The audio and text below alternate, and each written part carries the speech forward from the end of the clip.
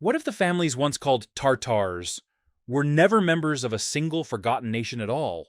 What if the name written across the old maps was a veil, one that concealed dozens of royal bloodlines, rival clans, conquered peoples, and dynasties whose struggle for power was far darker than the legend of Tartaria itself?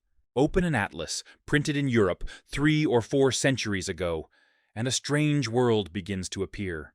Beyond the eastern frontiers of Poland and Muscovy, above Persia, beyond the Caspian Sea, and toward the distant borders of China, enormous territories are marked with variations of one unsettling name: Tartary, Great Tartary, Independent Tartary, Chinese Tartary, Western Tartary, Little Tartary. On some maps, the word stretches across mountains, forests, deserts, and grasslands so immense that it appears to describe one of the largest political powers on Earth. Cities are drawn beneath it, rivers disappear into it, kingdoms seem to exist inside it.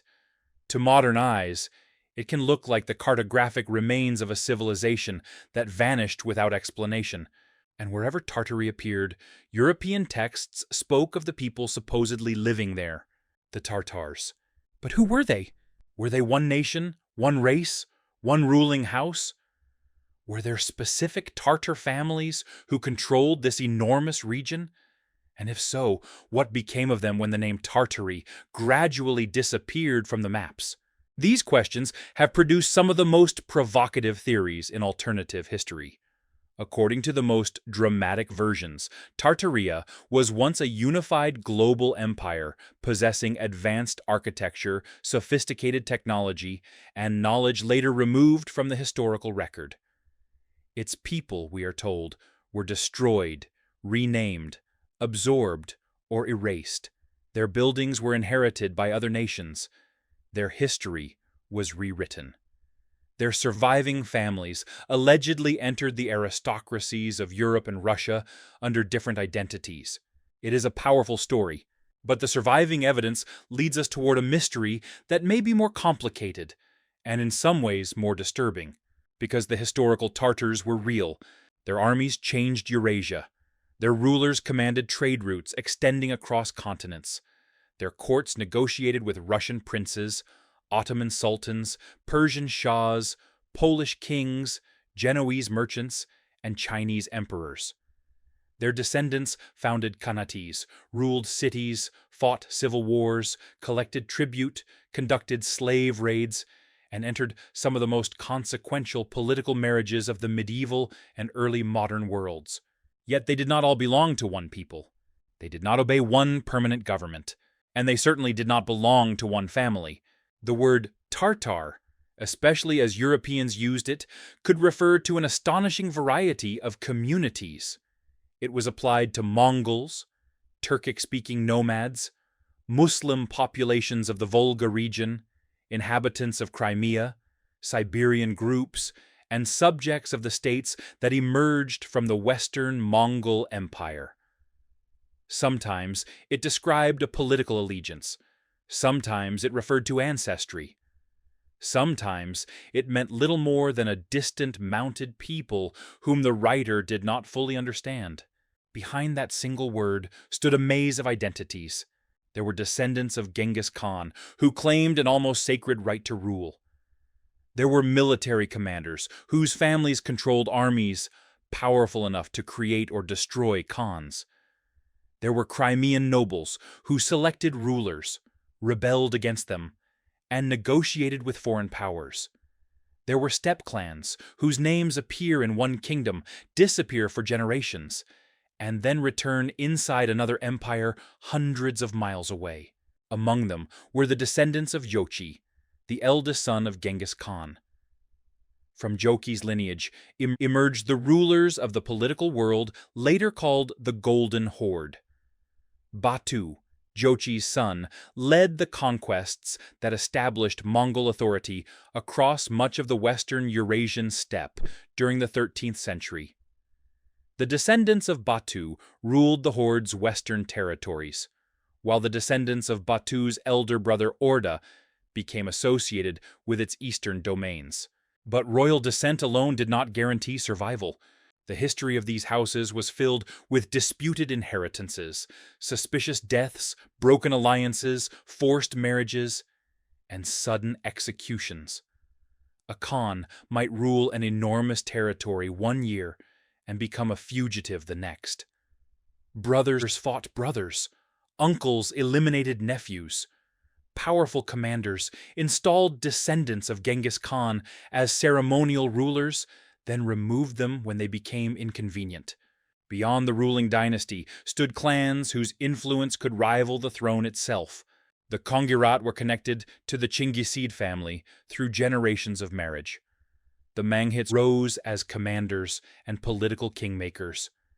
In Crimea, houses such as the Shirin, Baron, Argin, and Kipchak became pillars of an aristocratic order whose approval could determine whether a Khan remained in his palace or fled for his life. These were not obscure families hiding at the edge of history. They were participants in a political system that shaped Russia, Ukraine, Poland, Lithuania, Central Asia, the Caucasus, and the Ottoman frontier. Their decisions redirected armies and altered borders. Their rivalries helped fragment the Golden Horde into successor states, including the Khanates of Crimea, Kazan, Astrakhan, and Siberia. The Golden Horde itself developed from the territories ruled by the descendants of Jochid following the Mongol expansion of the 13th century. Its population became a mixture of Mongol, Turkic, and numerous local peoples, while Turkic languages and Islam grew increasingly important within its political world. The Crimean successor state endured until its annexation by the Russian Empire in 1783. Yet European observers often compressed this entire landscape into one image: Tartars. A single word for people who spoke different languages, followed different rulers, and sometimes waged war against one another. That simplification was not innocent. When Mongol armies entered Europe in the 13th century, chroniclers struggled to describe a force that seemed to have emerged from beyond the known world. Some writers altered Tatar into Tartar, associating the invaders with Tartarus, the abyss of punishment in classical and Christian imagination. The extra letter transformed a human name into something almost demonic. The people from the East were no longer merely enemies. They became inhabitants of hell. That association followed them for centuries. It entered chronicles, diplomatic reports, travel accounts, and maps. It influenced how Europeans imagined the steppe and the families who ruled it. A vast portion of Eurasia became Tartary, not because it formed one clearly bounded empire, but because distant mapmakers used a broad inherited label for territories they only partially understood. European maps changed the boundaries and subdivisions of Tartary repeatedly, sometimes dividing it into Western, Eastern, Chinese, Independent, or Muscovite regions. This creates the first crucial clue in our investigation. The name on the map may not tell us what the inhabitants called their own country. It may tell us what outsiders feared. And once we understand that, the question changes. We are no longer searching only for a lost empire called Tartaria. We are searching for the real families hidden beneath the word, the ruling descendants, military clans, noble houses, and captive populations, whose separate histories were compressed into a single threatening identity. Some of those families built states, some destroyed them, some survived by changing their loyalties, their language, or even their names. Others vanished during wars so violent that entire branches of their genealogies disappeared from the record. Their story begins not in the grand palaces imagined by modern legends, but on the open steppe, where ancestry was a weapon, marriage was diplomacy, and a family dispute could condemn thousands of people to war.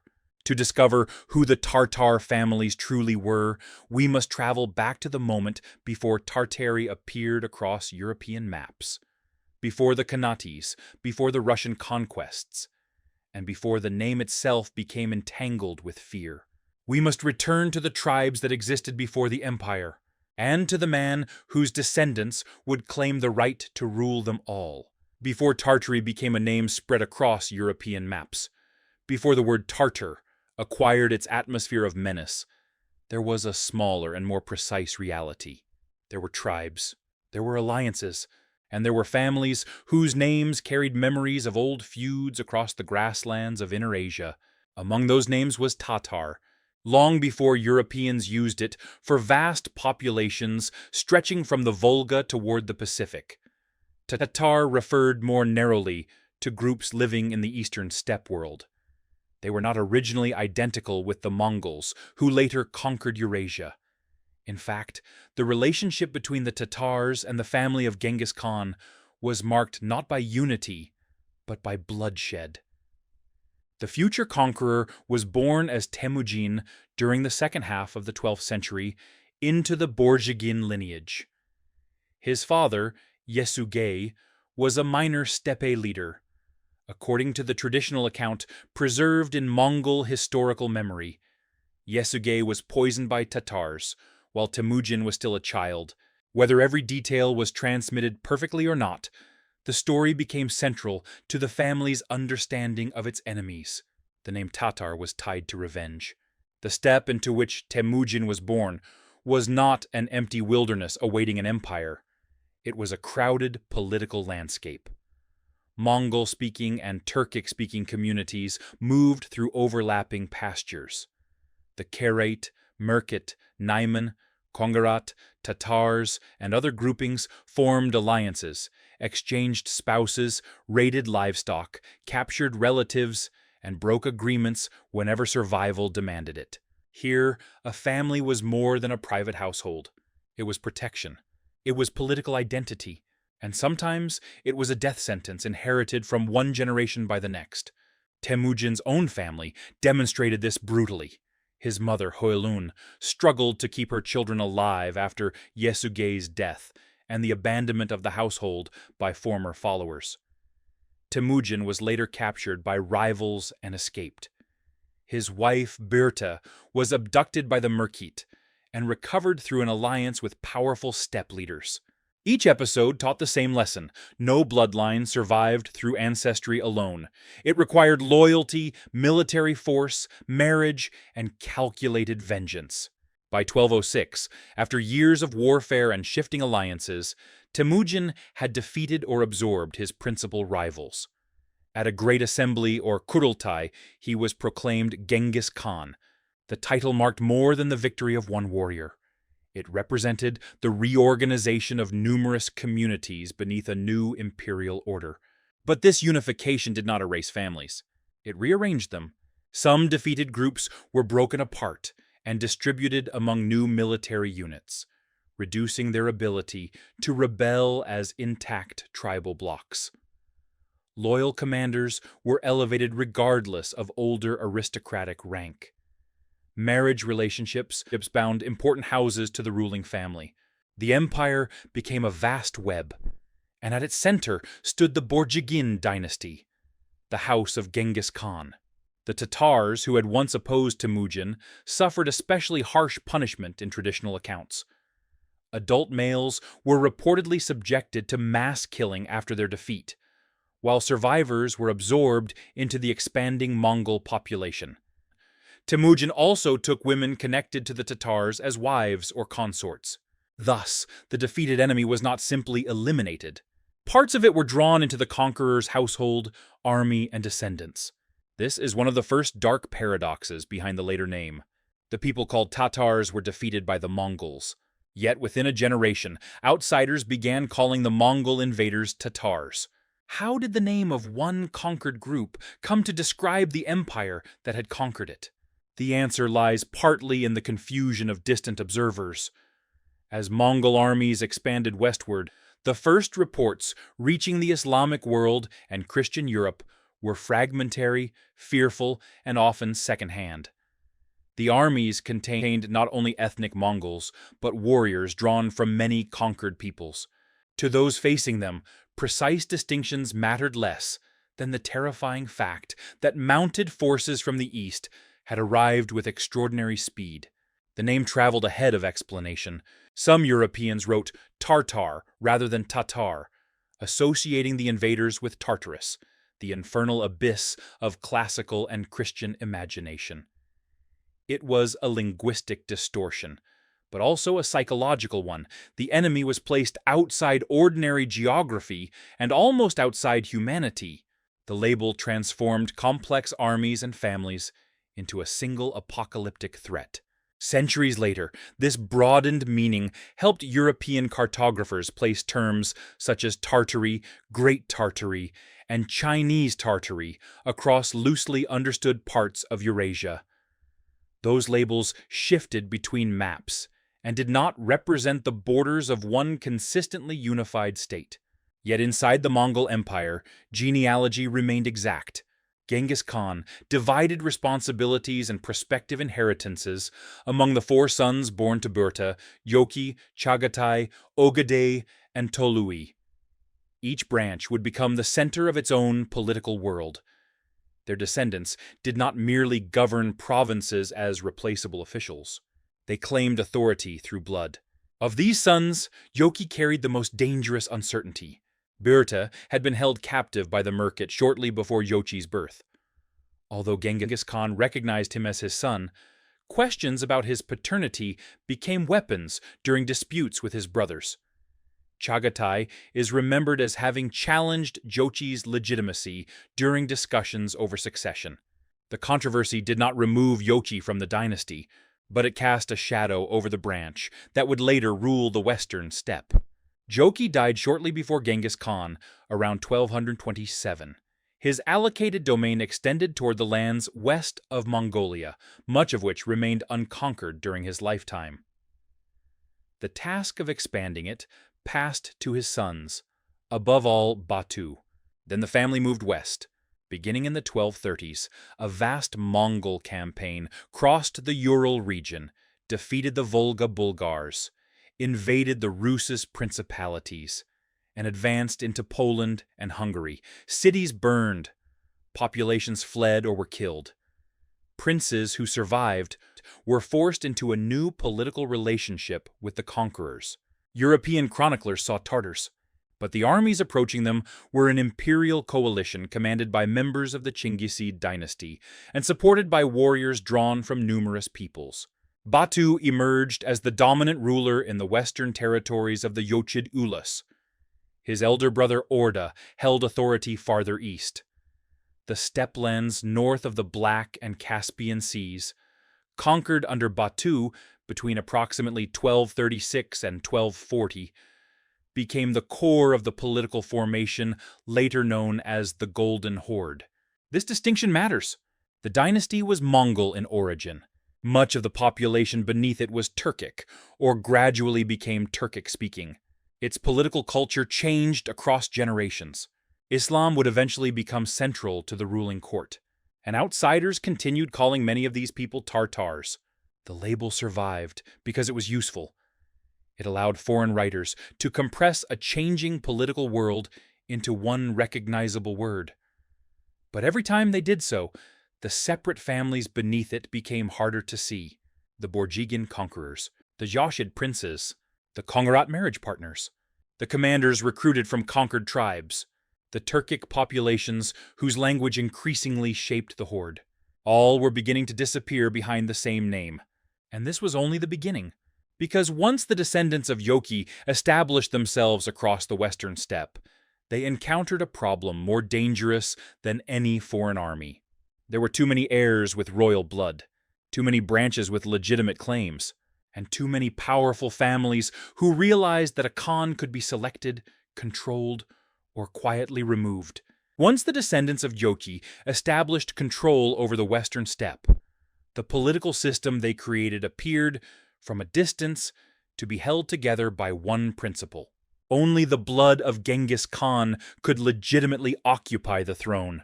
This rule gave the empire continuity. It also planted the seed of endless conflict. The western lands inherited by Jochid's family were not governed by a simple line of succession. They were divided among branches, relatives, commanders, and regional power centers. A Khan could claim authority through genealogy, but genealogy alone did not provide soldiers, wealth, or obedience. Royal blood opened the door. Powerful families decided who could walk through it. At the top stood the Jochids, descendants of Genghis Khan, through his eldest son. Their ancestors gave them the right to rule the Golden Horde and the successor Khanates that later emerged from it. But the Jochid family itself was divided into numerous lines, most importantly those associated with Jochi's sons Batu and Orda.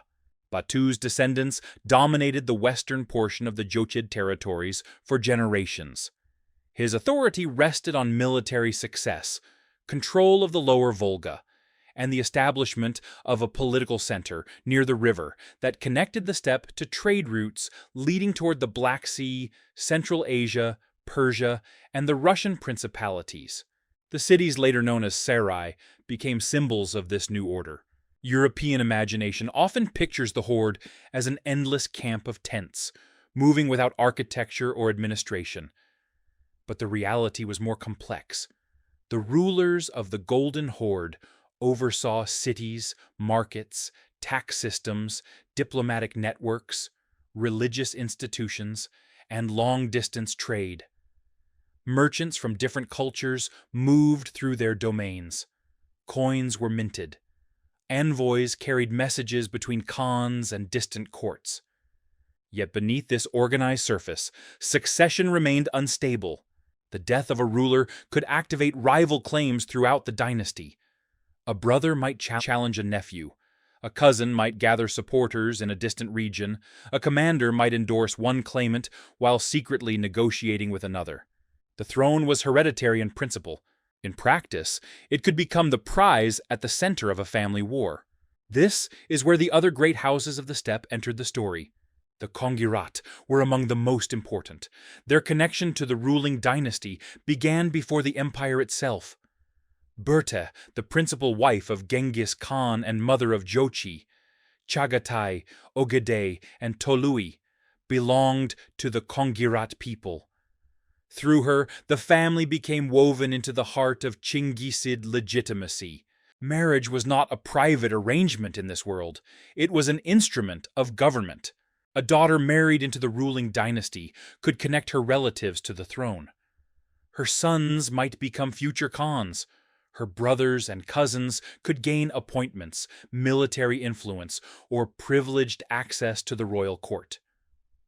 Over generations, repeated marriages transformed some clans into permanent partners of the dynasty. But proximity to the throne carried danger. The closer a family stood to succession, the more easily it could become entangled in a purge. Another powerful group was the Menghit clan. Their rise reveals one of the central contradictions of the Golden Horde. The Menghits did not possess the sacred Chinggisid blood required to rule as khans. But they could command armies, control territory, and determine which Chinggisid prince was placed on the throne. This made them kingmakers. The most famous figure connected to their ascent was Edigu, a commander who emerged during the violent struggles of the late 14th and early 15th centuries. Edigu could not openly claim the title of Khan under the accepted political tradition. Instead, he exercised power behind rulers who possessed the necessary genealogy. The arrangement exposed the throne's weakness. A Khan might carry the blood of Genghis Khan and appear on coins or official proclamations. But if another man controlled the army, the treasury, and the leading clans, who truly ruled? This pattern was repeated again and again. Royal legitimacy and practical authority became separated. The Khan was the seal. The great clans were the hand pressing it into wax. Other noble houses also rose to prominence, especially in regions that later became independent successor states. In Crimea, 4 aristocratic clans became particularly influential: the Shirin, Barin, Argin, and Kipchak. Their precise origins and internal branches were complex, but their political role was unmistakable. They controlled land, warriors, and local networks. A Crimean Khan could not safely ignore them. They participated in councils, supported rival princes, negotiated with foreign powers, and sometimes rebelled when their privileges were threatened. The Shirin became especially important. Their leaders could act almost like partners of the ruling dynasty. A Khan who secured their support gained stability. A Khan who lost it could find his position collapsing. This was not a modern state in which institutions stood above families. The families were the institutions. Their marriages formed alliances. Their feuds created wars. Their estates supplied troops. Their memories preserved grievances long after the original insult had been forgotten by everyone else. And the same clan names appeared across enormous distances. The Argyns, Kipchaks, Manghits, and Kongirats could be found in different political settings throughout the steppe and Central Asia. This did not always mean that every group carrying the same name belonged to one perfectly traceable bloodline. Clan identities could expand, absorb followers, divide into branches, or be adopted by people seeking protection. A family name could be biological ancestry. It could also be a political shelter. This complicates the modern search for the so-called Tartar families. We may expect neat genealogies leading from one ancient house to a modern surname. But the steppe did not preserve identity in such a simple way. Names shifted between languages, branches migrated, defeated groups entered victorious clans, captives became soldiers, servants rose to command, princes changed religion or allegiance. The result was not one hidden Tartarian bloodline. It was a moving network of descent and power. And within that network, one rule remained constant. The descendants of Genghis Khan possessed a unique legitimacy. Even powerful leaders who controlled everything else often needed a Chinggisid prince to sit on the throne. This tradition became so deeply embedded that later, conquerors without direct descent, including Timur, avoided claiming the title of Khan and instead ruled through marriage connections or puppet Chinggisid rulers. Blood had become a political technology. It could make an inexperienced prince more legitimate than a victorious general. It could protect a weak man while condemning a capable outsider to rule from the shadows. It could turn an infant into a threat and an elderly cousin into the center of a rebellion. But the evidence becomes darker when we examine what happened during periods of instability. In the middle of the 14th century, the Golden Horde entered a succession crisis often called the Great Troubles. After the death of Khan Berdi Beg in 1359, rulers rose and fell with extraordinary speed. Different branches of the Jochid family competed for authority. Military leaders promoted candidates who could serve their interests. Some Khans survived only months. Others appeared briefly in one region, while rivals claimed the same title elsewhere. Coins were struck in different names. Cities changed allegiance. The political map fragmented and reassembled with each new alliance. Russian princes, neighboring states, and regional commanders learned to exploit the chaos.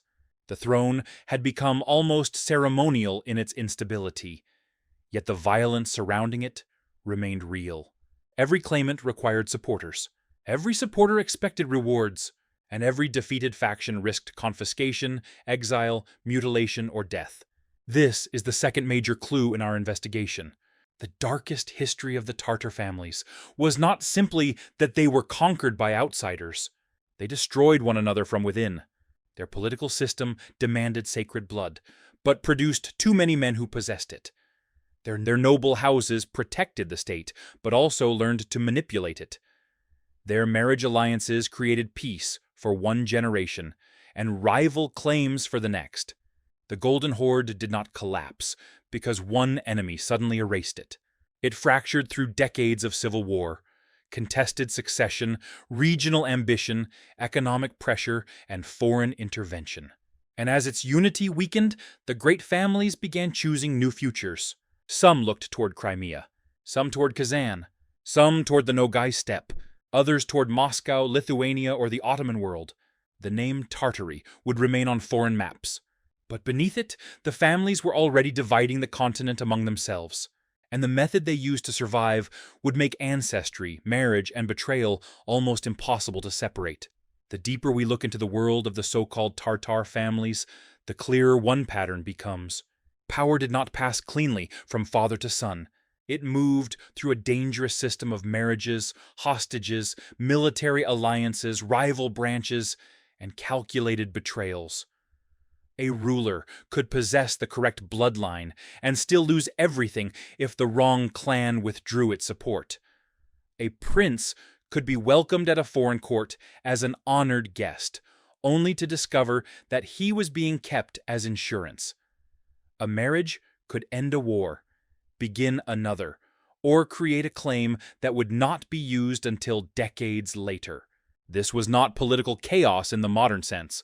It was a system, and every family understood the rules. Let us begin with marriage. To modernize, dynastic marriage is often treated as a ceremonial arrangement between royal houses. In the steppe world, it was closer to a military treaty written in blood. A bride did not arrive alone. She brought relatives, servants, obligations, and expectations. Her family gained access to the ruling household. Her sons became potential heirs. Her brothers could rise at court. Her clan could demand protection, appointments, or favorable treatment. The Kongirat connection to the Chinggisid dynasty illustrates this perfectly, because Burte, the principal wife of Genghis Khan, came from the Kongirat. Her family occupied a privileged place in imperial memory.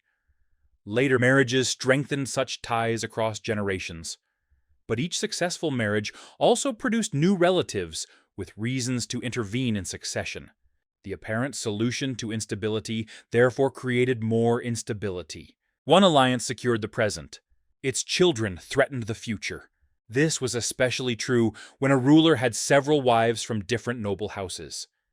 Each wife had her own network. Each network might promote her son. A younger prince with strong maternal relatives could become more dangerous than an older prince whose mother lacked powerful backing. This is where genealogy becomes almost impossible to separate from strategy. A prince was never only himself. Behind him stood his mother's clan, his wife's relatives, his military companions, and any foreign ruler who had decided that his claim might be useful. Hostages formed another part of this machinery. Across Eurasia, rulers exchanged sons, brothers, nephews, and noble children as guarantees of loyalty. These captives were not always held in chains. They could live in courtly surroundings, receive education, participate in ceremonies, and even form friendships with the people who controlled them. But their freedom was conditional. Their lives were a message. A subordinate ruler who considered rebellion knew that a member of his family might pay the price. A foreign prince residing at another court could be protected as a guest, preserved as a future claimant, or released at exactly the right moment to destabilize his homeland. A hostage was both a person and a political weapon kept in reserve. The Russian principalities experienced this system during their long relationship with the Golden Horde. Princes traveled to the Khan's court to seek confirmation of their authority. Their rule could depend on a patent of appointment, often known through the Turkic Mongol term yarlik. Rival princes competed for recognition, offered gifts, formed relationships with court factions, and accused one another of disloyalty. Officially, the Khan confirmed legitimate authority. In practice, access to the court could decide which Russian prince gained advantage over his rivals. The Horde did not need to administer every town directly, when local rulers could be made dependent on approval from above. Tribute flowed through this relationship, and military punishment remained available when obedience failed. But Russian princes were not merely passive victims. They learned the system. They formed alliances within the Horde, used Tatar support against other Rus's rulers, and adapted steppe political practices to their own struggles. The boundary between conqueror and subordinate was more porous than later national histories often admit. Lithuania and Poland also became entangled in Jochid dynastic conflicts. When defeated princes fled the steppe, neighboring courts could offer refuge. This refuge was rarely an act of pure generosity. A displaced Chinggisid prince possessed something extremely valuable: a lawful claim. He could be returned with an army. He could be used to divide an enemy. He could recognize territorial concessions in exchange for support. Thus, a fugitive became a key that might unlock a neighboring throne. One of the most dramatic examples appears in the rise and fall of Toktamish during the late 14th century. Toktamish belonged to the Jochid dynasty and emerged from the eastern branch associated with the descendants of Orda. With assistance from Timur, the powerful Central Asian conqueror, he defeated rivals and eventually reunited much of the Golden Horde. For a moment, the fractured structure seemed restored. Toktamish asserted authority over the western territories and launched a devastating campaign against Moscow in 1382, burning the city after gaining entry. The attack re-established the Horde's supremacy, following the Russian victory over Mamai's forces at the Battle of Kulikovo in 1380. But Toktamish's success contained the seed of another conflict. The ally who had helped him rise was now a rival. Toktamish and Timur turned against each other. Their wars in the late 1380s and 1390s culminated in catastrophic defeats for Toktamish. Timur's armies attacked important centers of the Horde and damaged the commercial networks upon which its wealth depended. Here the pattern becomes unmistakable. A prince receives foreign assistance to defeat his domestic enemies. Once secure, he attempts to escape the influence of his sponsor. The sponsor responds by destroying the power he helped create. This was not an isolated tragedy. It was the recurring logic of dynastic politics. Toktamish fled and continued seeking restoration.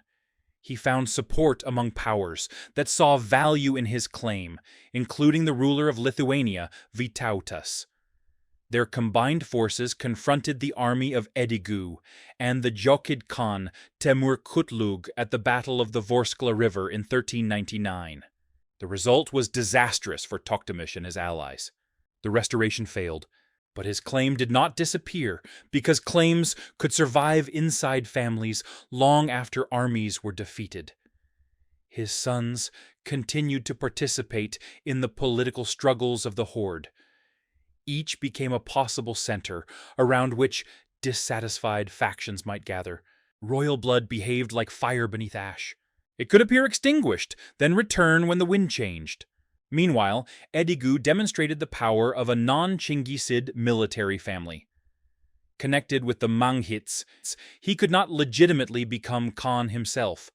Instead, he supported rulers from the house of Jochid, while exercising immense practical authority. This arrangement was logical but unstable. The puppet required the kingmaker. The kingmaker required the puppet's bloodline. Each had reason to fear the other. If a Khan became too independent, he could be removed. If a commander became too powerful, the Khan might seek rival clans or foreign assistance against him. Their cooperation was therefore built upon mutual dependence and permanent suspicion. The same pattern later appeared in Crimea. The Crimean Khanate emerged during the 15th century from the political fragmentation of the Golden Horde. Its rulers came from the Giray Dynasty, a branch claiming descent from Jochid through Genghis Khan. This ancestry gave them the right to rule. But the Crimean Khans were constrained by powerful noble clans, especially the Shireen. The Ottoman Empire added another layer. After Ottoman intervention in Crimea in 1475, the Khanate entered a close but unequal relationship with the Sultan.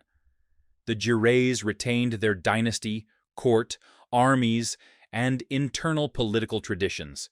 Yet Ottoman approval became increasingly important in succession. A Crimean prince could therefore depend on three separate foundations: Chinggisid blood, support from Crimean noble houses, acceptance by the Ottoman court. Lose one, and his rule weakened. Lose two, and exile often followed. The Ottoman authorities repeatedly appointed, removed, and restored Giray Khans, according to strategic need. Former rulers could spend years on estates within Ottoman territory, waiting to learn whether they would return to the throne or die far from Crimea. This revolving succession made betrayal almost routine. A brother might replace a brother. A nephew might gain Ottoman support against an uncle. A noble house might invite a previously deposed Khan to return. Foreign governments negotiated not only with the ruler in the palace, but with the relatives who hoped to replace him. The throne was occupied by one man. The contest around it involved entire families. And then there were the darker instruments: assassination, blinding, strangulation, and execution. In many dynastic societies, killing a royal claimant could create scandal or martyrdom, yet leaving him alive could invite rebellion. Some political traditions used mutilation to disqualify rivals from rule. Others preferred quiet death because blood spilled openly could provoke vengeance. The steppe and its neighboring empires employed different methods at different times, but the calculation remained the same. What is more dangerous, the guilt of killing a relative or the risk of allowing him to live? This was the hidden arithmetic of royal survival. For every ruler whose name appears in a chronicle, there were wives sent away, sons confined, brothers eliminated, and daughters married into distant courts to settle conflicts they did not create. Behind every alliance stood people whose private lives had been converted into public strategy. And this gives us another piece of the map. The so-called dark story of the Tartar families was not a single secret ritual or one concealed conspiracy. It was a political order in which family itself became the battlefield. Love could not be separated from diplomacy.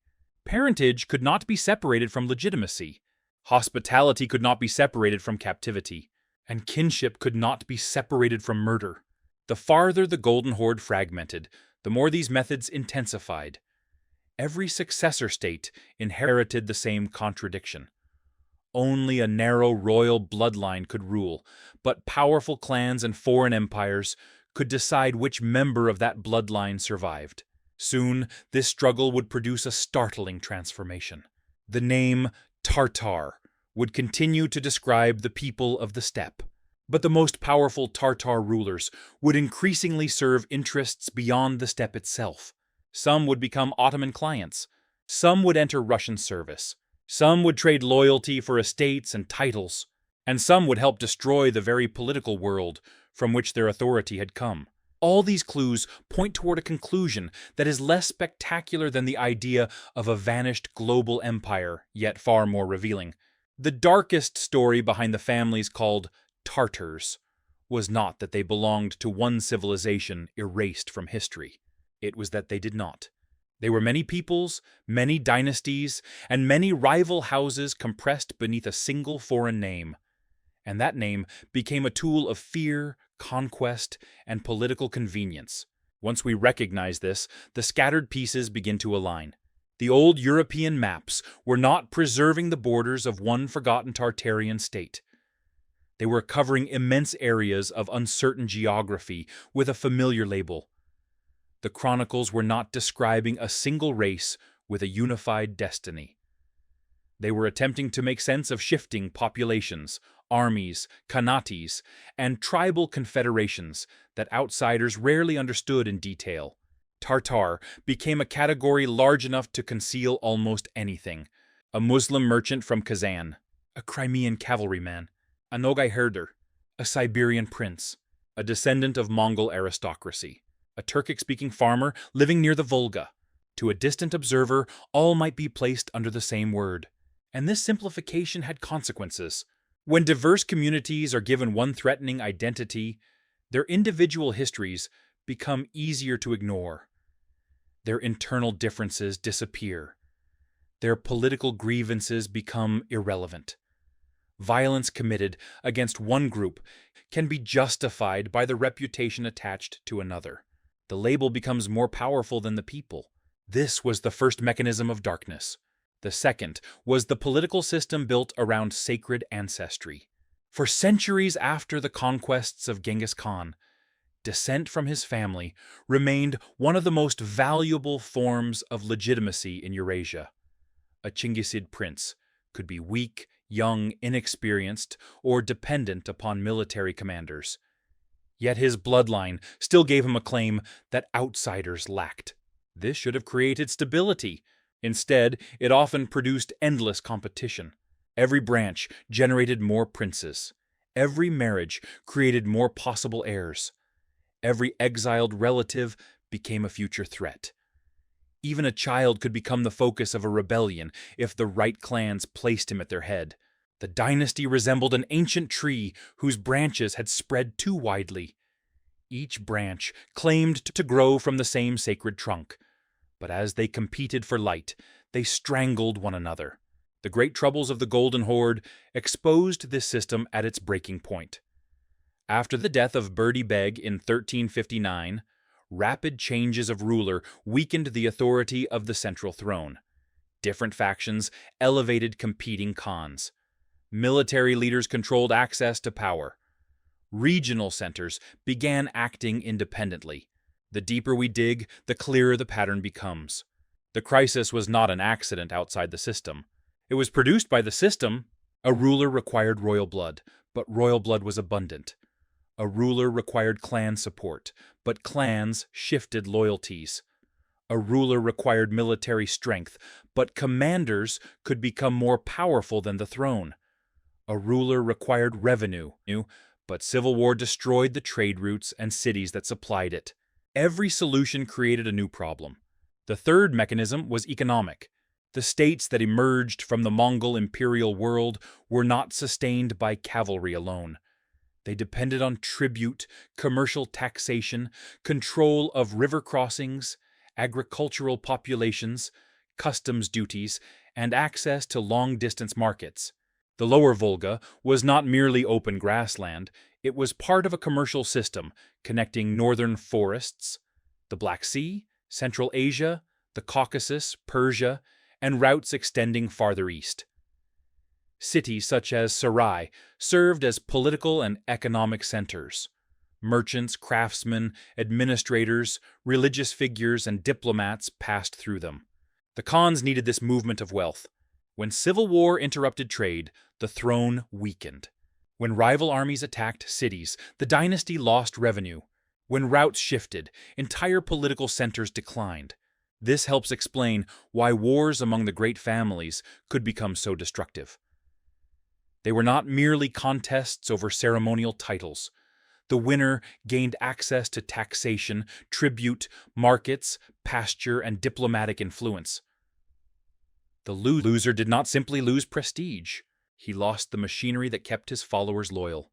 A steppe prince without resources became an exile. An exile with royal blood became a weapon for someone else. This cycle repeated across the region. A displaced claimant fled to Lithuania, Moscow, Crimea, Central Asia, or the Ottoman Empire. His hosts supported him when useful. If restored, he became indebted to them. If unsuccessful, he remained a bargaining piece. Foreign intervention, therefore, did not enter the system from outside. It became part of the system. The fourth mechanism was violence against civilians. The romantic image of steppe warfare often focuses on speed, cavalry, and brilliant strategy. But the consequences for ordinary populations were frequently brutal. Cities were besieged, settlements were burned, crops were destroyed, livestock was seized, captives were taken, communities were displaced. The Mongol conquests had demonstrated how terror could be used strategically. Resistance might be punished so severely that neighboring cities surrendered without battle. Later, rulers did not always operate on the same scale, but the principle remained understood. Fear could travel faster than an army. In the successor states, raiding became tied to economics as well as warfare. Along the frontier zones of Eastern Europe, captives could be sold through commercial networks, extending toward the Black Sea and Ottoman markets.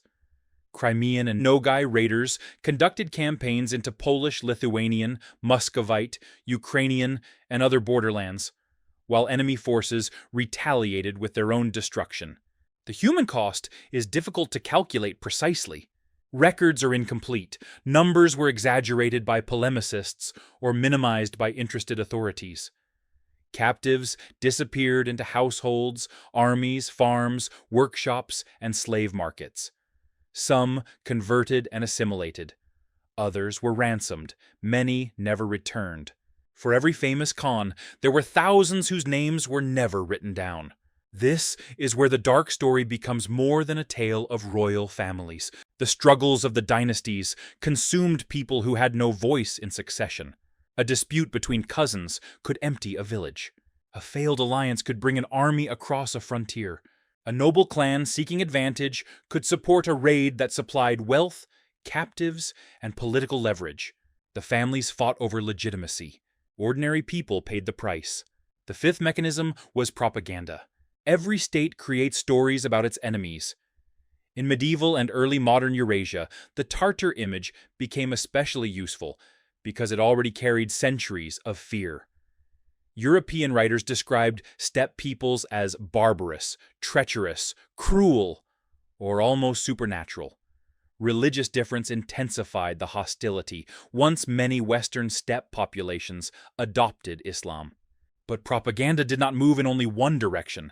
The Khanates also portrayed enemies through the language of rebellion, impiety, illegitimacy, or betrayal. Russian princes could be presented as disobedient tributaries. Rival Khans could be denounced as usurpers. Foreign campaigns could be framed as punishment or restoration. Every faction placed itself at the center of order. Everyone else became the source of chaos. Later, national histories sharpened these divisions. Russian imperial narratives often portrayed conquest of the Khanates as liberation from an inherited Tatar threat.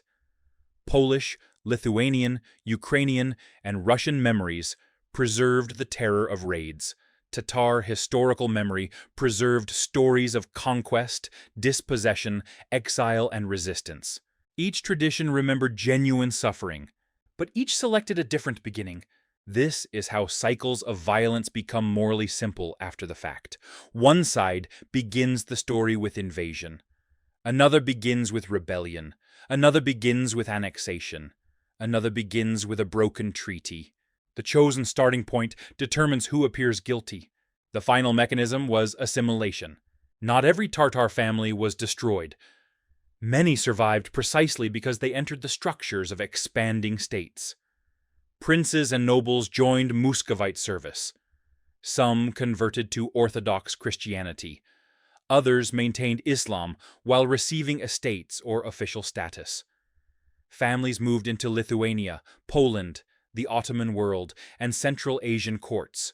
Their descendants could become soldiers, administrators, landowners, or aristocrats. Over time, their origins might be preserved proudly, concealed deliberately, or transformed into legend. This survival has encouraged modern speculation that hidden Tartarian families secretly entered European ruling classes. The reality was less centralized, but historically more plausible. Individuals and branches did cross political and religious boundaries. Steppe nobles did serve foreign rulers. Dynastic ancestry could be adapted to new identities. But this was not evidence of one concealed world government. It was evidence of elite survival. When one order collapses, powerful families rarely disappear all at once. They negotiate, they convert, they marry, they change language. They exchange old titles for new ones. They survive by becoming part of the power that replaced them. And here the last piece falls into place. The true hidden history was not a single empire removed from the record. It was the disappearance of complexity. Dozens of communities became Tartars. Several states became Tartary. Many dynasties became one imagined family. Centuries of changing alliances became one simple conflict between civilization and barbarism. The veil was not created in one secret meeting. It formed gradually through maps, chronicles, fear, propaganda, conquest, and historical memory. Each generation added another layer until the people beneath the name became almost impossible to distinguish. But some families remained visible. the Girays of Crimea, the Menghits of the Nogai world, the descendants of Jochid who ruled Kazan, Astrakhan, and Siberia. Their histories allow us to test this conclusion. If there truly was one unified Tartarian ruling family, these houses should reveal a common chain of command. Instead, they reveal rivalry, competition, foreign dependence, and a final struggle for survival as Russia and the Ottoman Empire closed around them. All these clues point toward a conclusion that is less spectacular than the idea of a vanished global empire, yet far more revealing. The darkest story behind the families called Tartars was not that they belonged to one civilization erased from history. It was that they did not. They were many peoples, many dynasties, and many rival houses compressed beneath a single foreign name. And that name became a tool of fear, conquest, and political convenience. Once we recognize this, the scattered pieces begin to align. The old European maps were not preserving the borders of one forgotten Tartarian state. They were covering immense areas of uncertain geography with a familiar label. The chronicles were not describing a single race with a unified destiny.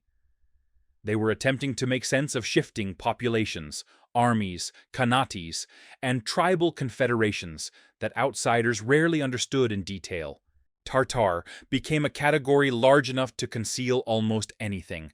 A Muslim merchant from Kazan, a Crimean cavalryman, a Nogai herder, a Siberian prince, a descendant of Mongol aristocracy, a Turkic-speaking farmer living near the Volga. To a distant observer, all might be placed under the same word. And this simplification had consequences. When diverse communities are given one threatening identity, their individual histories become easier to ignore. Their internal differences disappear. Their political grievances become irrelevant. Violence committed against one group can be justified by the reputation attached to another. The label becomes more powerful than the people. This was the first mechanism of darkness. The second was the political system built around sacred ancestry. For centuries after the conquests of Genghis Khan, descent from his family remained one of the most valuable forms of legitimacy in Eurasia. A Chinggisid prince could be weak, young, inexperienced, or dependent upon military commanders. Yet his bloodline still gave him a claim that outsiders lacked. This should have created stability. Instead, it often produced endless competition. Every branch generated more princes. Every marriage created more possible heirs. Every exiled relative became a future threat. Even a child could become the focus of a rebellion if the right clans placed him at their head. The dynasty resembled an ancient tree whose branches had spread too widely. Each branch claimed to grow from the same sacred trunk, but as they competed for light, they strangled one another. The great troubles of the Golden Horde exposed this system at its breaking point. After the death of Berdi Beg in 1359, rapid changes of ruler weakened the authority of the central throne. Different factions elevated competing khans. Military leaders controlled access to power. Regional centers began acting independently. The deeper we dig, the clearer the pattern becomes. The crisis was not an accident outside the system. It was produced by the system. A ruler required royal blood, but royal blood was abundant. A ruler required clan support, but clans shifted loyalties. A ruler required military strength, but commanders could become more powerful than the throne. A ruler required revenue, but civil war destroyed the trade routes and cities that supplied it. Every solution created a new problem. The third mechanism was economic. The states that emerged from the Mongol imperial world were not sustained by cavalry alone. They depended on tribute, commercial taxation, control of river crossings, agricultural populations, customs duties, and access to long-distance markets. The lower Volga was not merely open grassland, it was part of a commercial system connecting northern forests, the Black Sea, Central Asia, the Caucasus, Persia, and routes extending farther east. Cities such as Sarai served as political and economic centers. Merchants, craftsmen, administrators, religious figures, and diplomats passed through them. The Khans needed this movement of wealth. When civil war interrupted trade, the throne weakened. When rival armies attacked cities, the dynasty lost revenue. When routes shifted, entire political centers declined. This helps explain why wars among the great families could become so destructive. They were not merely contests over ceremonial titles. The winner gained access to taxation, tribute, markets, pasture, and diplomatic influence. The loser did not simply lose prestige. He lost the machinery that kept his followers loyal. A steppe prince without resources became an exile. An exile with royal blood became a weapon for someone else. This cycle repeated across the region. A displaced claimant fled to Lithuania, Moscow, Crimea, Central Asia, or the Ottoman Empire. His hosts supported him when useful. If restored, he became indebted to them. If unsuccessful, he remained a bargaining piece. Foreign intervention, therefore, did not enter the system from outside. It became part of the system. The fourth mechanism was violence against civilians. The romantic image of steppe warfare often focuses on speed, cavalry, and brilliant strategy. But the consequences for ordinary populations were frequently brutal. Cities were besieged, settlements were burned, crops were destroyed, livestock was seized, captives were taken, communities were displaced. The Mongol conquests had demonstrated how terror could be used strategically. Resistance might be punished so severely that neighboring cities surrendered without battle. Later, rulers did not always operate on the same scale, but the principle remained understood. Fear could travel faster than an army. In the successor states, raiding became tied to economics as well as warfare. Along the frontier zones of Eastern Europe, captives could be sold through commercial networks, extending toward the Black Sea and Ottoman markets. Crimean and Nogai raiders conducted campaigns into Polish, Lithuanian, Muscovite, Ukrainian, and other borderlands, while enemy forces retaliated with their own destruction. The human cost is difficult to calculate precisely. Records are incomplete, numbers were exaggerated by polemicists or minimized by interested authorities. Captives disappeared into households, armies, farms, workshops, and slave markets. Some converted and assimilated. Others were ransomed. Many never returned. For every famous Khan, there were thousands whose names were never written down.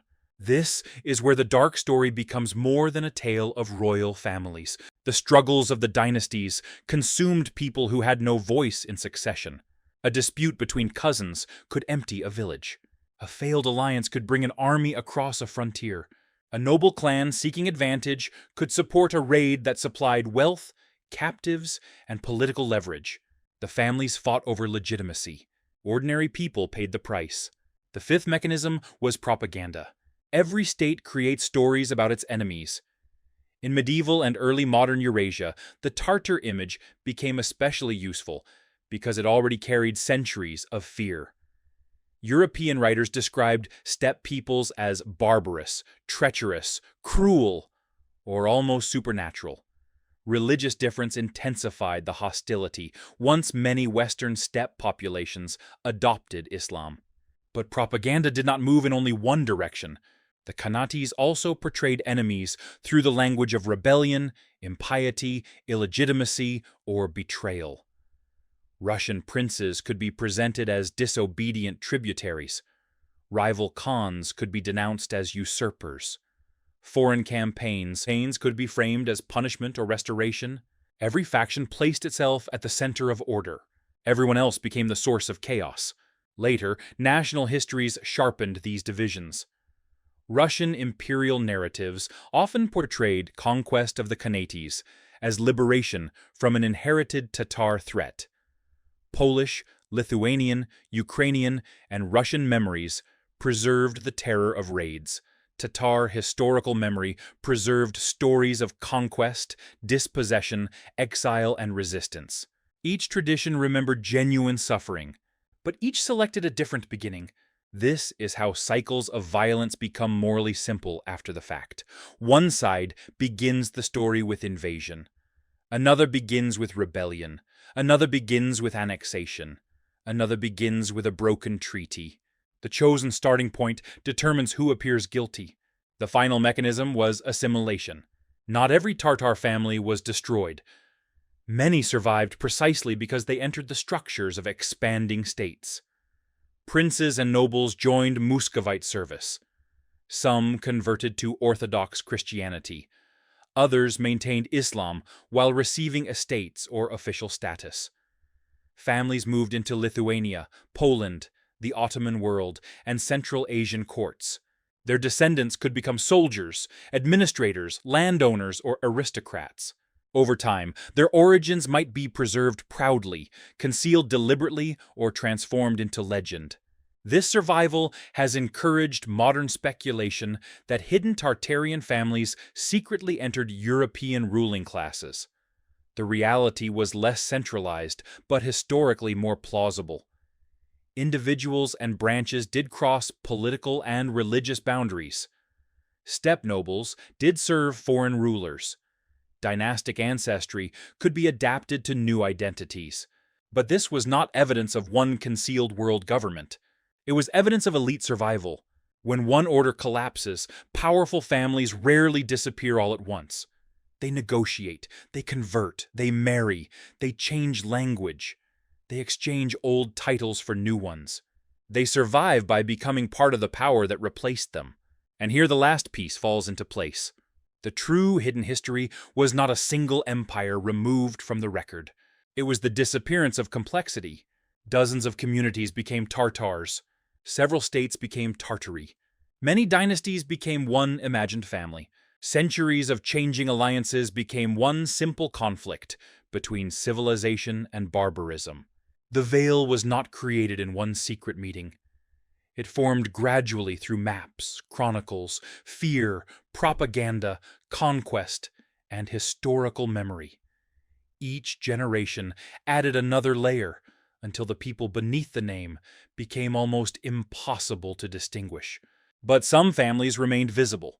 The Girays of Crimea, the Menghits of the Nogai world, the descendants of Jochid who ruled Kazan, Astrakhan, and Siberia.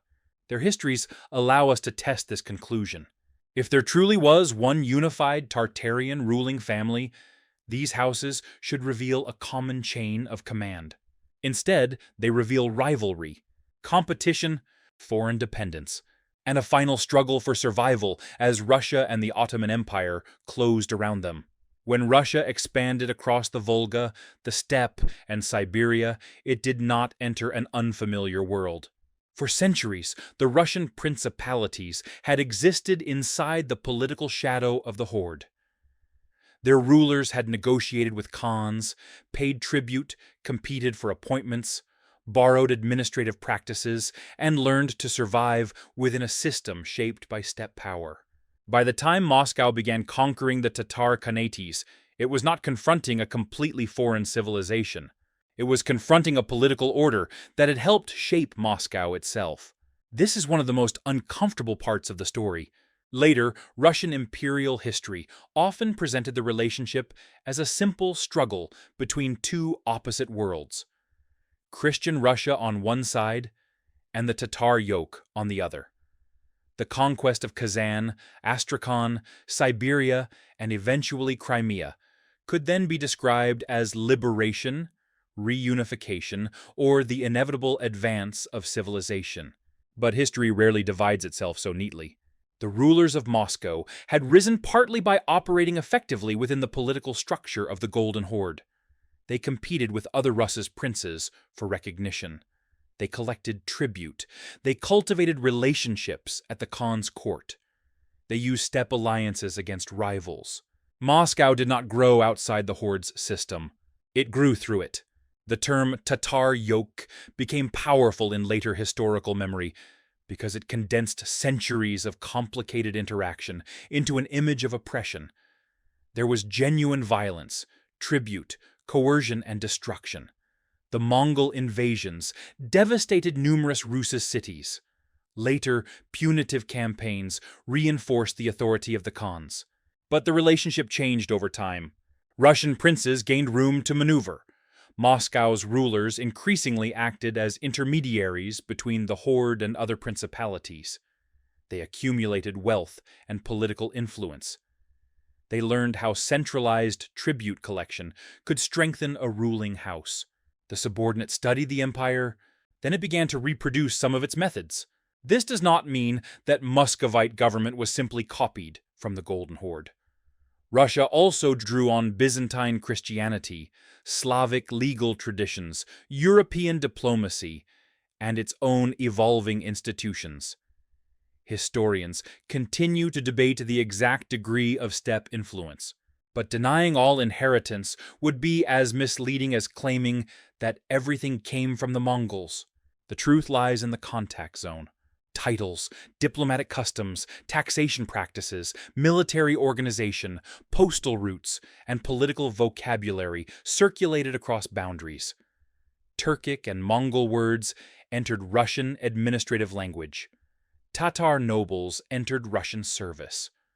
Russian princes married women with steppe connections. Merchants crossed between the two worlds.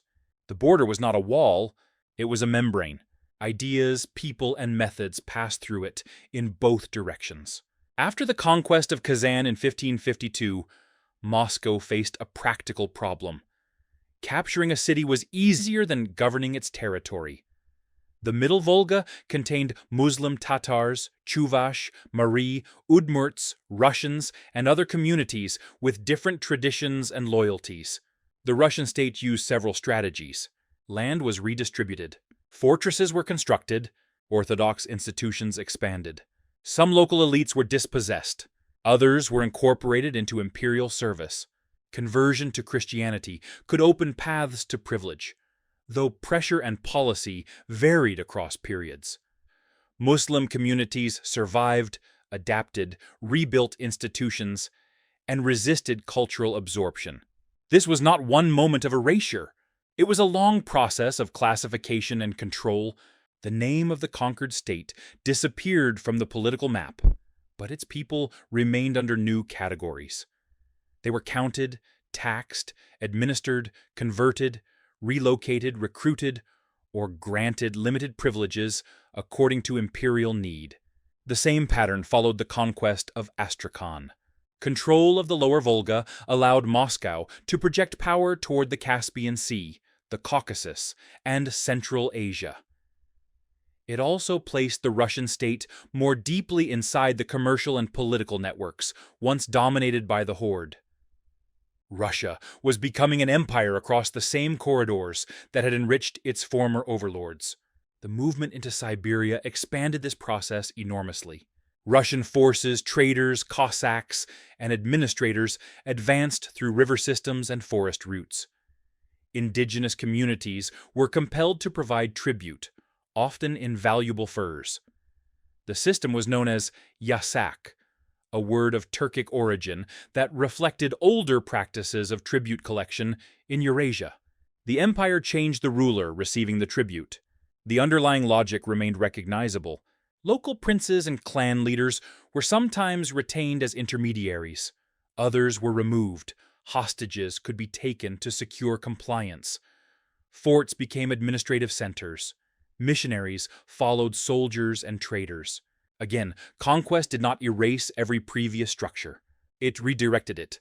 The Russian Empire inherited not one hidden Tartarian state, but many fragments of the steppe world, roots, populations, political techniques, noble families, and systems of extraction. This inheritance makes the disappearance of the word Tartary especially significant.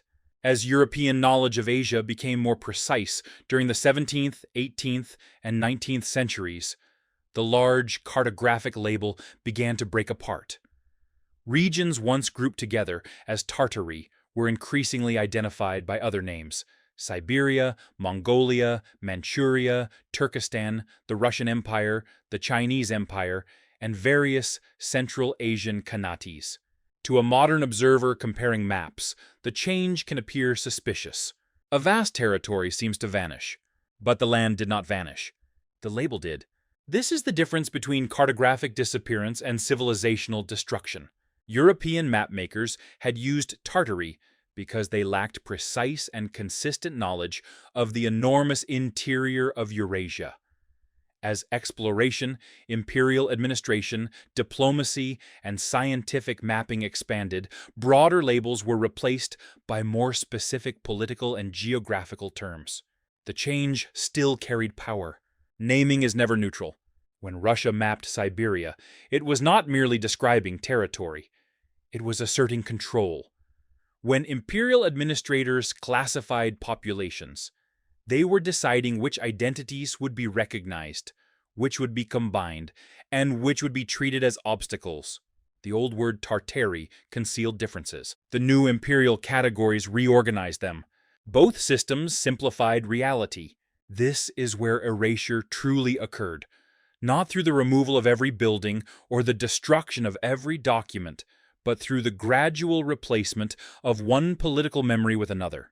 A Tatar city became a Russian provincial center. A Khan's domain became a governorate. A noble family became part of the Russian service class. A sacred genealogy became a curious note in an aristocratic pedigree. The old order was translated into the language of the new empire. Translation preserved some elements. It distorted others. The families who entered Russian service reveal this process clearly. Several aristocratic houses trace their origins to Tatar mirzas, princes, or men who had come from the horde. Some converted and received Christian names. Over generations, their descendants became culturally Russian and served as military officers, officials, diplomats, and landowners. Their ancestry was not always hidden. In some cases, it became a source of prestige. Descent from an Eastern prince could enhance a family legend, especially when connected to royal or noble blood. Yet genealogy was also flexible. Families exaggerated origins. Later chroniclers filled gaps. Names were altered to fit new languages. A servant of Tatar origin could become, in family tradition, a prince from the horde. A political migration could be transformed into a heroic conversion story. The archive preserved memory and mythology side by side. This ambiguity is one reason the idea of secret Tartarian families remains so compelling today. When we discover that Russian noble houses had Tatar ancestors, it can feel like evidence of a concealed ruling caste. But the pattern was neither unique nor secret.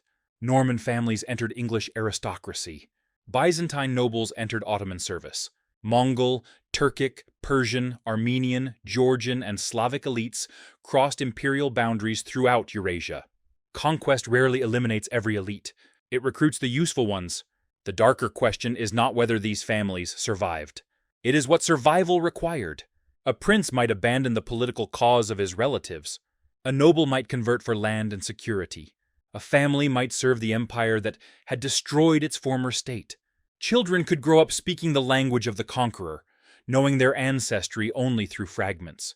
Was this betrayal? Adaptation? Or simply the price of keeping the family alive? There is no single answer. Some resisted and died. Some fled to Ottoman territory. Some remained Muslim and negotiated a place within Russian rule. Some converted sincerely. Some did what was necessary. The archive records titles and estates more clearly than fear. Meanwhile, the communities left outside elite protection faced harsher pressures. Land seizures, military settlement, religious policies, economic restrictions, and waves of migration transformed the Volga and steppe regions. Some Tatars moved toward the Urals, Siberia, Central Asia, or Ottoman lands. Crimean Tatars later endured especially severe disruption. After Russia annexed Crimea in 1783, large numbers of Crimean Tatars emigrated in successive waves to Ottoman territory. War, administrative change, economic pressure, and distrust weakened their position in their homeland. The Giray Dynasty no longer ruled. The noble houses lost much of their old political function. The peninsula was being integrated into a different imperial system. Then, in the 20th century, the violence reached a new and devastating form. In May 1944, Soviet authorities deported the Crimean Tatar population en masse, primarily to Central Asia, accusing them collectively of collaboration with Nazi Germany. Families were forced into overcrowded transport. Communities were emptied.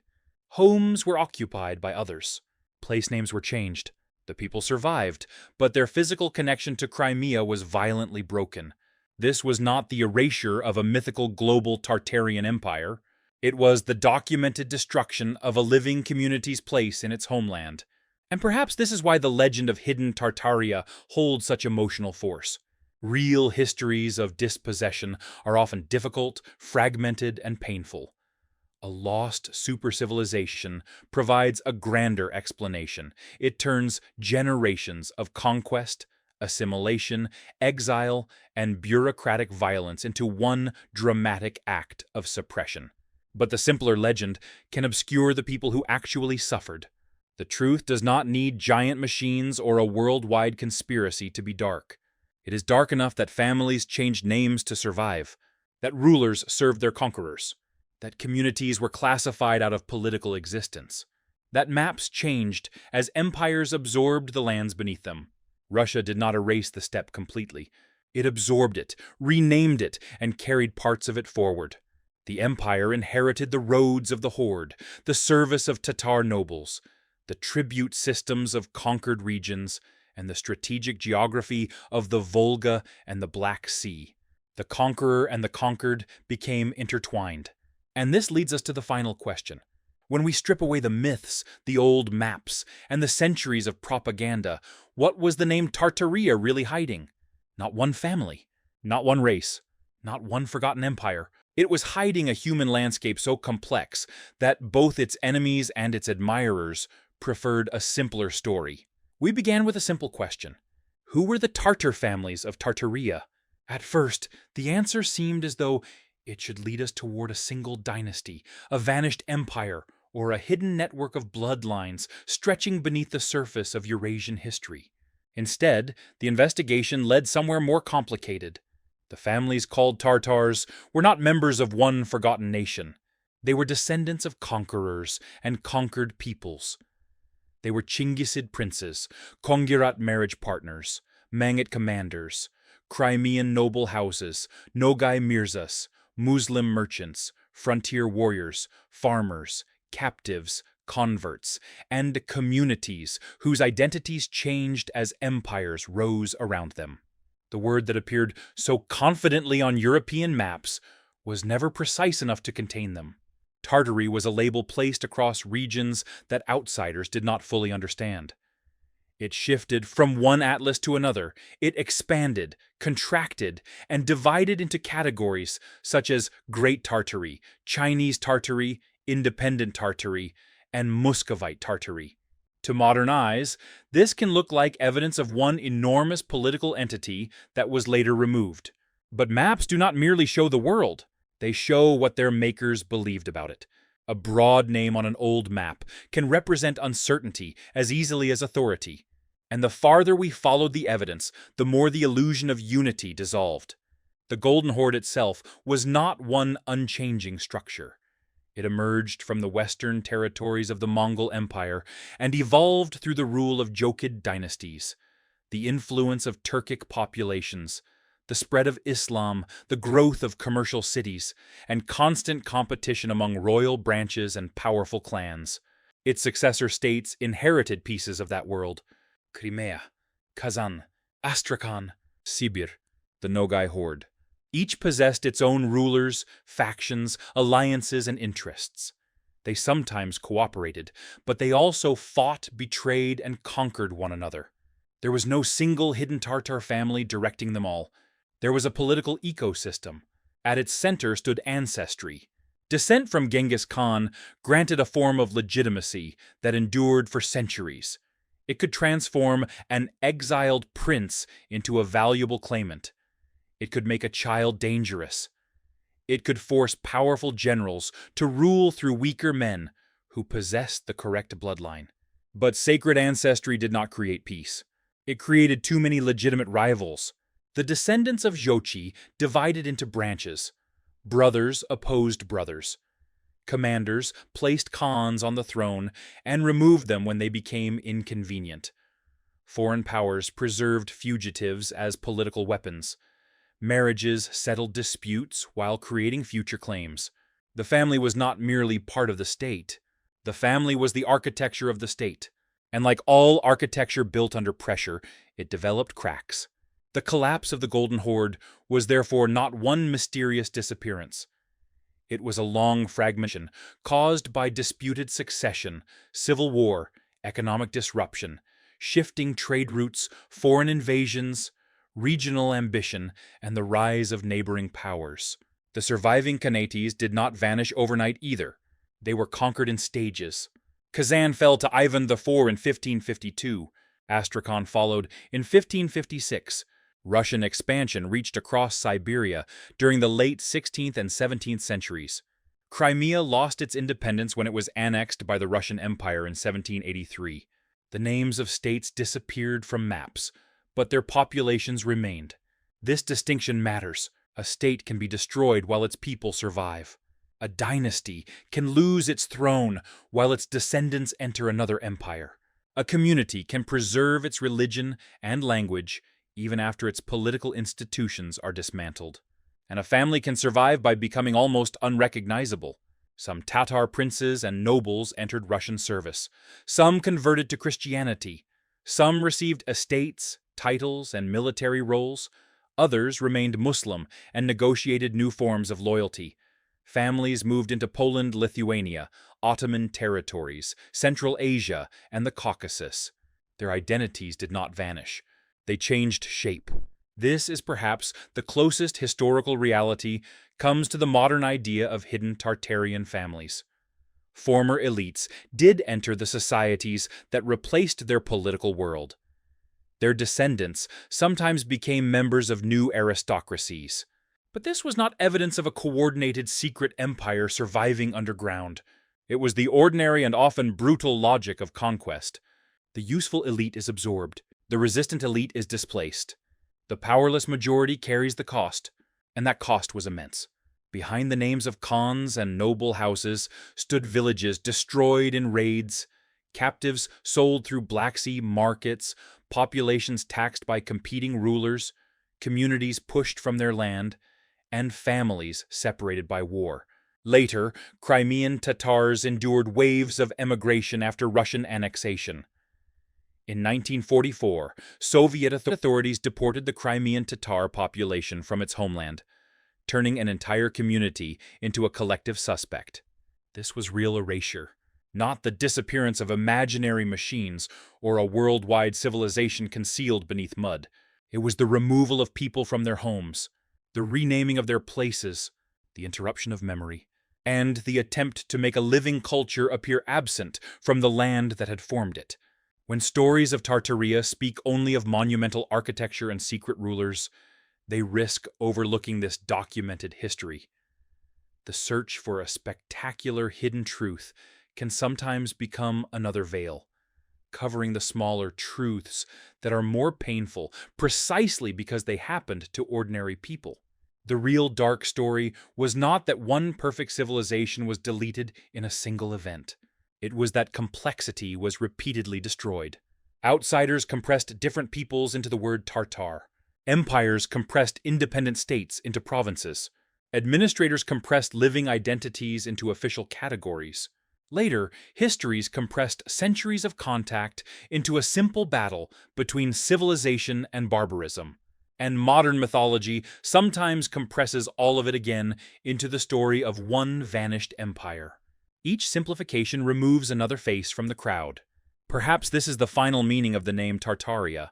It was not a locked room containing one forbidden secret. It was a corridor lined with many doors. Behind one stood the descendants of Jochid. Behind another, the Crimean Girays.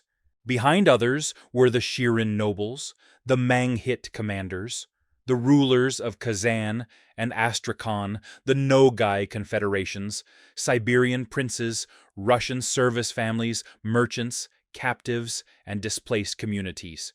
For centuries, historians and mapmakers walked past those doors and wrote one word across the corridor: Tartars. Our task is not to replace one simple story with another. It is to open the doors, to separate evidence from speculation, to recognize that official history can simplify, distort, and serve power without requiring every historical record to be fabricated, and to understand that myths often grow where genuine loss has never been fully acknowledged. The families of Tartaria were not a single bloodline waiting to be rediscovered. They were a world divided by language, religion, ambition, geography, and allegiance, yet connected by the long shadow of the Mongol conquests and the political prestige of Genghis Khan's descendants.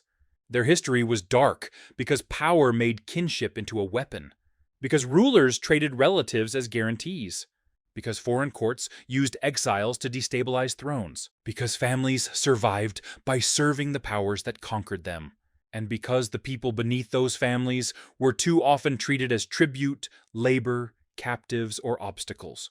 We began with a mysterious name on an old map. We end with something more important. Names can disappear while people remain. Empires can fall while their influence continues. And a history does not need to be completely hidden to be misunderstood. Sometimes the truth is not buried beneath the earth. It is buried beneath a word. Our investigation into Tartaria and the families called Tartars ends here, but the archive remains open. There are still maps to compare, chronicles to question, genealogies to untangle, and stories of forgotten communities waiting to be restored. If you want to continue exploring the hidden history of Eurasia, the Golden Horde, the Tartar dynasties, and the mysteries preserved in old maps, subscribe and join us for the next investigation. And tell us in the comments, do you believe the name Tartaria concealed a forgotten empire? Or did it conceal something even more complicated? Because history rarely disappears completely. It waits beneath the names we stopped questioning.